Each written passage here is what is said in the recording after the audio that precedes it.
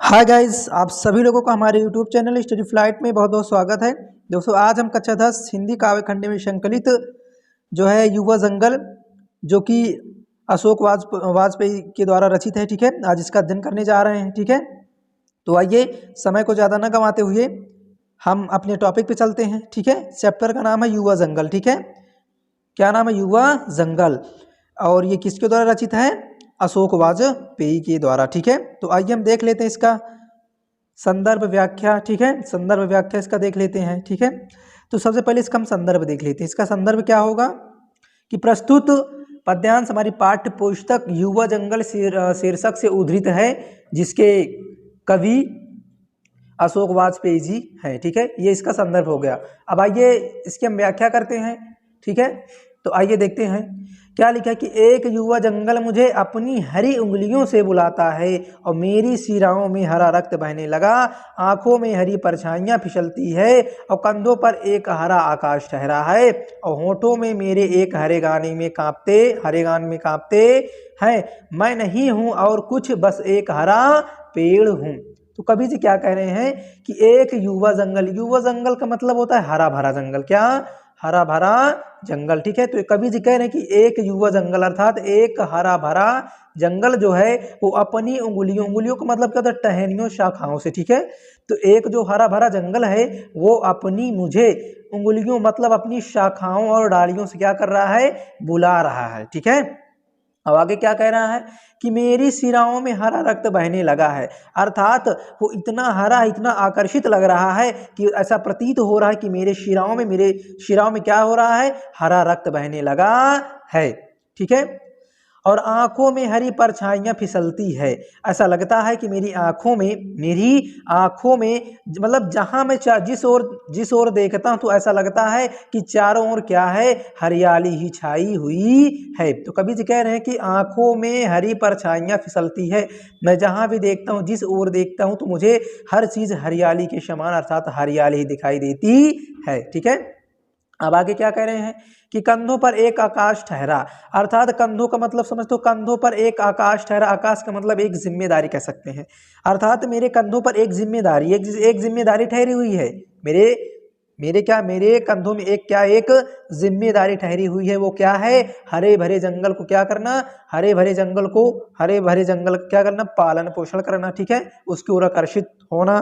ठीक है, उनके मनोभाव को क्या करना? भाना। ठीक है, अब आइए आगे देखते हैं कि होंठ मेरे एक हरे गान में कांपते। जो होंठ है ना, उस हरियाली को देख करके, जो होंठ है मेरे होंठ जो हैं उसकी हरियाली को देख करके मेरे जो हरे जो होंठ है ना, क्या? होंठ मेरे एक हरे गान में कांपते। ठीक है, तो जो मेरे होंठ हैं उसकी हरियाली को देख करके कांप रहे, मतलब गुनगुना रहे, मतलब गाना गुनगुना रहे हैं, अर्थात गाना को गा रहे हैं, गाना गाने का प्रयास कर रहे हैं। ठीक है, तो आइए आगे देख लेते हैं आगे क्या है। आगे कवि जी क्या कहें कि मैं नहीं हूं और कुछ, बस एक हरा पेड़ हूं। ठीक है, क्या करें? ध्यान से देखेंगे कि कह रहे हैं कि मैं नहीं हूं और कुछ, बस एक हरा पेड़ हूं। तो कभी कह रहे हैं कि मैं नहीं हूं और कुछ, अर्थात मैं और कुछ नहीं हूं, बस एक हरा पेड़ हूं, बस एक हरा भरा पेड़ हूं और हरी पत्तियों की एक दीप्त रचना, अर्थात हरी हरी पत्तियों की एक दीप्त माने प्रकाशित, अर्थात हरी हरी पत्तियों से एक प्रकाशित रचना के समान हूं। ठीक है, अब आइए आगे देखते हैं आगे क्या करें। कवि जी कह रहे हैं कि ओ जंगल युवा बुलाते हो, आता हूँ। ठीक है, एक हरे वसंत में डूबा हुआ आता हूँ। ठीक है, ओ जंगल युवा अर्थात ओ हरे भरे जंगल आप बुलाते हो, चलो मैं आता हूँ। एक हरे वसंत में डूबा हुआ अर्थात वसंत ऋतुओं में आप जो है हरियाली से भरपूर हो जाते हैं, अर्थात परिपूर्ण हो जाते हैं, और यदि आप बुलाते हैं तो मैं आता हूं। ठीक है, अब आइए आगे देख लेते हैं आगे क्या करें कवि जी। आगे क्या है? भाषा एकमात्र आनंद, मतलब भाषा का कोई अनंत अर्थात भाषा का कोई अंत नहीं है। ठीक है, अशोक वाजपेयी के द्वारा ही क्या है, ये रचित है, ठीक है ना। अशोक वाजपेयी के द्वारा ये जो भाषा एकमात्र अनंत है, ये उनके द्वारा रचित है, ठीक है ना। तो आइए आगे देखते हैं, आगे क्या करें कवि जी। पहले इसका हम संदर्भ देख लेते हैं। इसका संदर्भ होगा कि प्रस्तुत पद्यांश हमारी पाठ्य पुस्तक भाषा एक मात्र अनंत है शीर्षक से उद्धृत है, जिसके कवि अशोक वाजपेयी जी हैं, ठीक है। ये इसका क्या हो गया, इसका संदर्भ हो गया। अब आइए इसकी व्याख्या करते हैं, ठीक है। व्याख्या इसकी क्या है कि फूल झरता है, फूल झरता है, ठीक है। तो कवि जी कह रहे हैं कि फूल झरता है मतलब समझते हो कि फूल झरता है, फूल शब्द नहीं। मतलब क्या है, फूल जब झर जाते तो वो मिट्टी में मिल जाते हैं। फूल झरता है मतलब फूल जब गिर जाते तो वो मिट्टी में मिल जाता है, अर्थात जहां से उत्पन्न हुआ वही में वो क्या हुआ, मिल जाते हैं, वही समाप्त हो जाते हैं, ठीक है। और आगे देखिए, आगे क्या कह रहे हैं, आगे कह रहे हैं कि फूल शब्द नहीं है, फूल शब्द नहीं। हाँ, कह रहे हैं कि फूल शब्द नहीं, जो फूल है ना वो शब्द के समान नहीं है। क्यों? क्योंकि जो शब्द है, शब्द अर्थात वर्णों से शब्द बनते हैं, शब्दों से क्या बनते हैं, भाषाएं बनती हैं, ठीक है ना। तो कवि भी बता चुके हैं कि फूल शब्द नहीं है, अर्थात शब्द जो है वो फूल के समान नहीं है, और जो फूल है वो शब्द नहीं है। क्यों? क्योंकि शब्द से क्या बनते हैं, भाषा, और भाषाएं क्या होती, अनंत होती, जिसका कोई अंत नहीं होता है, ठीक है। अब आइए आगे देखते हैं कि बच्चा क्या है, बच्चा गेंद उछालता है, बच्चा गेंद उछालता है सदियों के पार, लोकती उसे एक बच्ची। जब कोई बच्चा होता है, जब कोई बच्चा गेंद को उछालता है तो सदियों के पार अर्थात दूसरी ओर, जब कोई बच्चा अगर गेंद को उछालता है तो सदियों के पार अर्थात दूसरी ओर, लोकती उसे एक बच्ची। कोई एक बच्ची जो होगी उसको क्या करेगी, लोकेगी, उसको थामेगी, ठीक है। तो बच्चा गेंद उछालता है, यदि कोई बच्चा गेंद को क्या करता है, उछालता है, तो सदियों के प्यार अर्थात तो दूसरी ओर, दूसरी बार, लोकती उसे एक बच्ची, एक बच्ची उसको क्या कर लेती है, लोक लेती है, अर्थात उसको पकड़ लेती है, ठीक है। अब आइए आगे देख लेते हैं, आगे क्या है कि बूढ़ा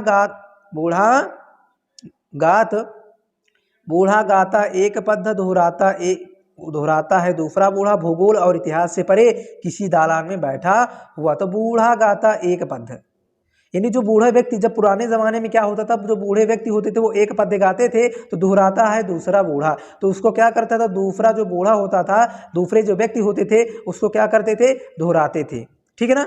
तो बूढ़ा गाता है एक पद जब बूढ़ा व्यक्ति गा देता है तो दोहराता है दूसरा बूढ़ा, तो दूसरा जो बूढ़ा बैठा हुआ, जो दूसरा बूढ़ा अर्थात दूसरा व्यक्ति है, उस पद को क्या करता है, दोहराता है, रिवाइज करता है, ठीक है।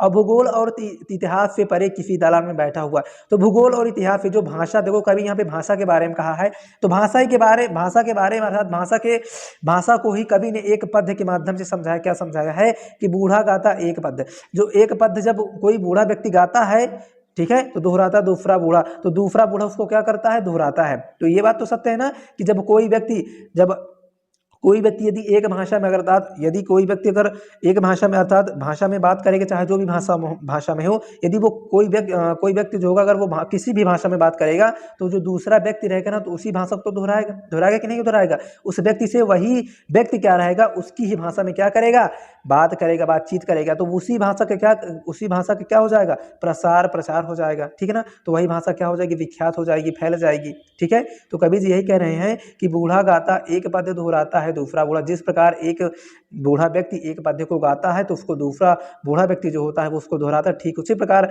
जब कोई व्यक्ति एक भाषा को बोलता है, एक भाषा में बातचीत करता है, तो दूसरा व्यक्ति जो होता है वो व्यक्ति भी उसी भाषा को क्या करता है, दोहराता है, ठीक है।